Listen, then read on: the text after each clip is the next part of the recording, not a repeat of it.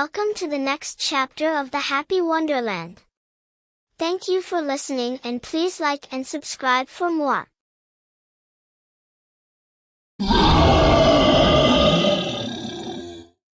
The Goblin King loomed, eyes gleaming with sinister hunger. Velvet and Delta shared a look, both determined not to let fear rule them. Velvet, try the arrow again. Velvet quickly released 3 arrows, each hitting the Goblin King squarely. The arrows, however, seemed to barely register against the creature's thick, leathery skin. Master, that's not enough. Velvet's pulse quickened. She glanced at the Goblin King, whose massive frame and slow movements gave them a fleeting advantage on the narrow platform. Acting fast, Bagani created a sheet of ice beneath the creature's legs, causing it to falter. Delta took the chance to sprint forward, and Velvet was just about to follow when the Goblin King swiped her to the ground.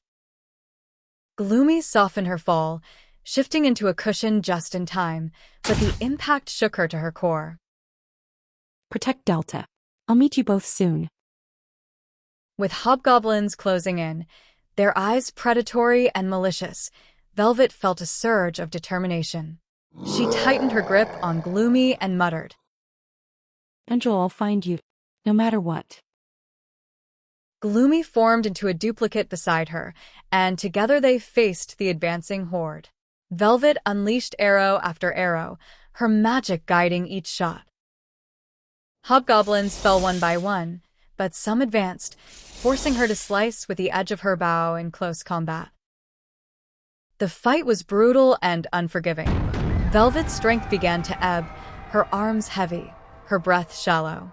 Her movement slowed, and her vision blurred as exhaustion took its toll. Master, stay strong. I'm not giving up. The Goblin King watched from a distance, biding his time. Velvet sensed he was waiting for her to fall, but she wasn't about to let him win. Mustering every ounce of strength, she used Gloomy as a grappling hook, launching herself over the Goblin King's head and landing near the exit. The Goblin King roared, enraged at her escape.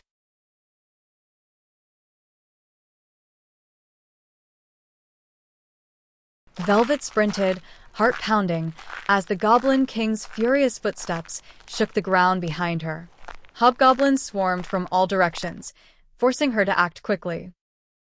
Gloomy, can you fix my clothes? I need some cover.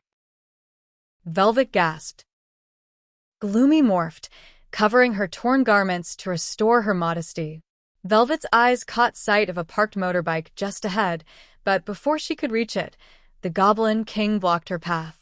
Just as all hope seemed lost, a deafening explosion rocked the ground, disorienting the monster. That worked. Delta's voice rang out as she appeared, pulling up beside Velvet on a motorbike, a sidecar attached. Get in. Reinforcements are waiting. Velvet grabbed Delta's outstretched hand, hauling herself into the sidecar. As they sped away, Delta threw her a mischievous grin. You've been through it, huh? Yeah, but I'm still here. Grabbing a jacket from the bike and pulling it over her damaged shirt, she armed herself and began firing at the hobgoblins in pursuit, picking them off as they neared an open space. The real fight's just ahead. They hit a ramp, launching into the air as the Goblin King lunged, narrowly missing them. As they landed, the soldiers ahead unleashed a coordinated attack, wielding blades and casting magic that bombarded the Goblin King with fire and lightning. Velvet and Delta jumped off the bike, watching as the combined efforts of the soldiers and mages began to overwhelm the creature. Velvet felt a surge of hope as humanity's strength turned the tide against the monstrous threat.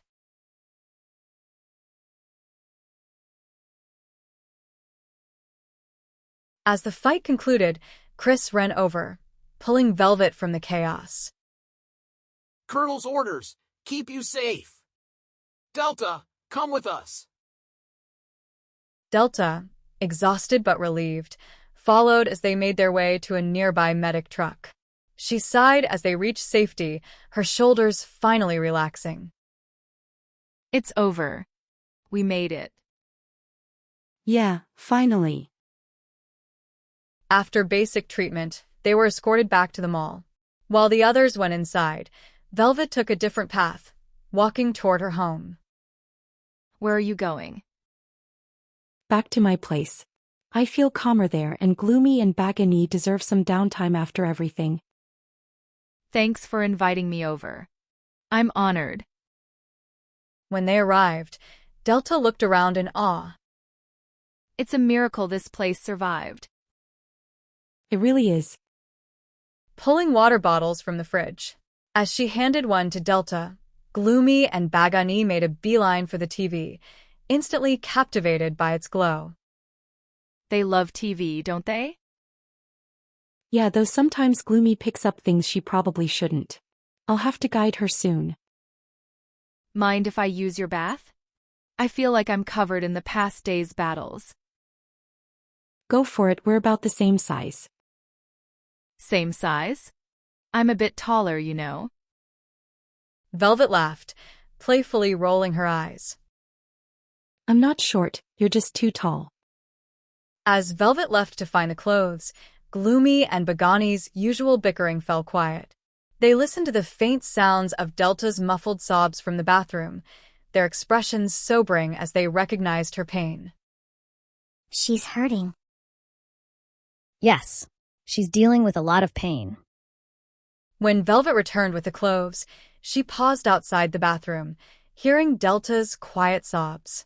Her heart ached for her friend, and she left the clothes by the door, stepping back to give Delta the space she needed. In that moment, Velvet vowed to support her however she could, knowing the weight of grief all too well.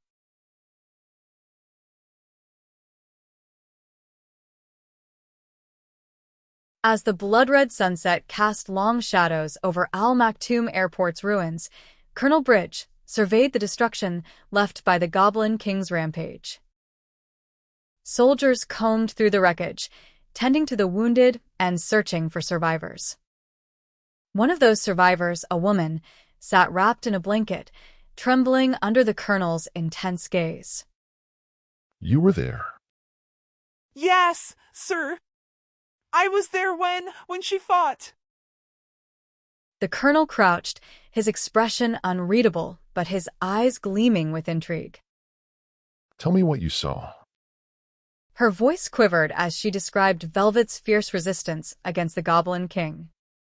She fought alone, sir, like no one I've ever seen. She kept fighting, even when it seemed hopeless. She used some kind of magic. She was like a force of nature. The colonel's lips curled into a slight smile. And her name? Velvet, sir. She saved us. Rising, Colonel Bridges' face hardened. Interesting. He turned to the soldiers nearby.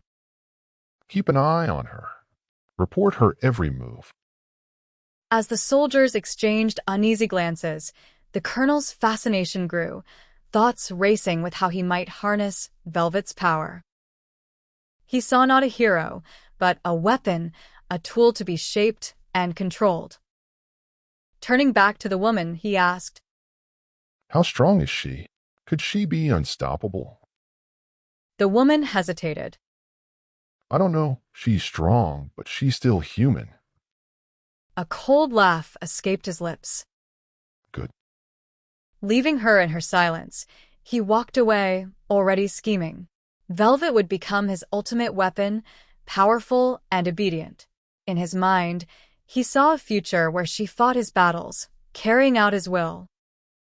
He paused, looking over the ruined landscape. Soon, she'll understand her place.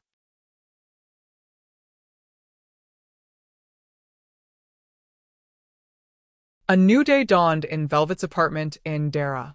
Gloomy and Bagany lay fast asleep in their bed, while Velvet carefully slid out to avoid waking Delta. Unknown to Velvet, Delta was already awake, watching her with a faint smirk. You're too cute, Velvet. As Velvet moved into the kitchen, She grabbed eggs and sausages, preparing breakfast. Bagani soon stirred, sleepily announcing his intent to check on the farming task they'd started. Yes, master. Bagani said eagerly before waking up Gloomy, who glared at him in sleepy annoyance. Velvet raised an eyebrow.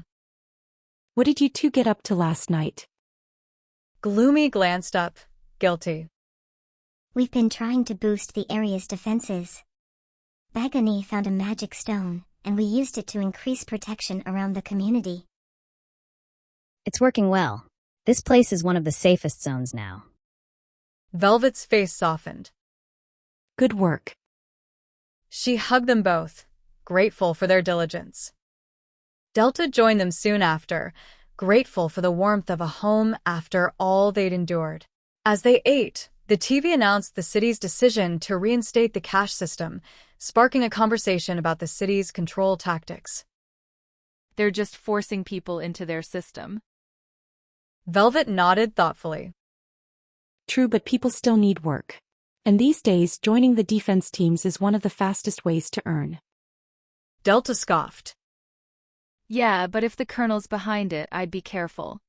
I think he's interested in you for more than your skills. I'll be careful.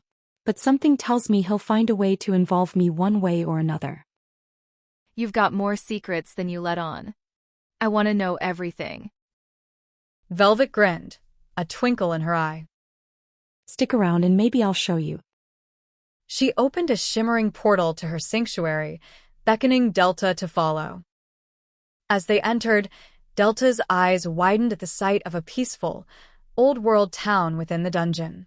Gloomy ran past, chased by a flock of chickens, clutching a basket of eggs. This place is unreal. Welcome to my sanctuary. It's a place of peace, safety, and a bit of chaos, apparently. As they explored, Bagani approached with a basket of vegetables, and they all settled for breakfast, grateful for a moment of peace amid the turmoil.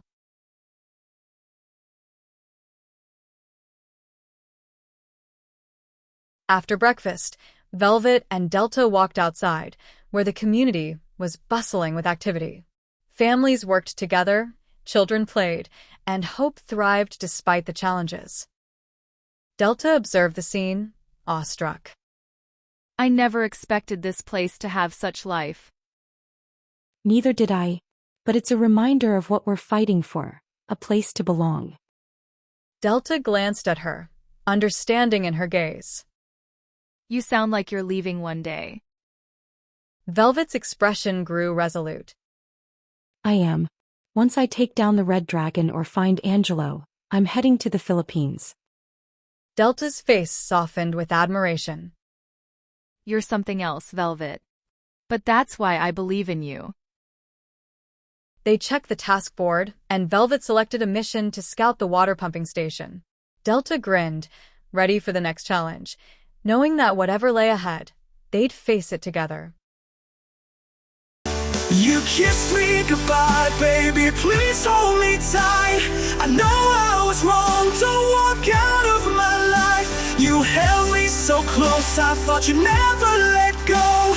But now you're gone and I'm here on my own. No, no, no, no. Oh baby, won't you come back to me?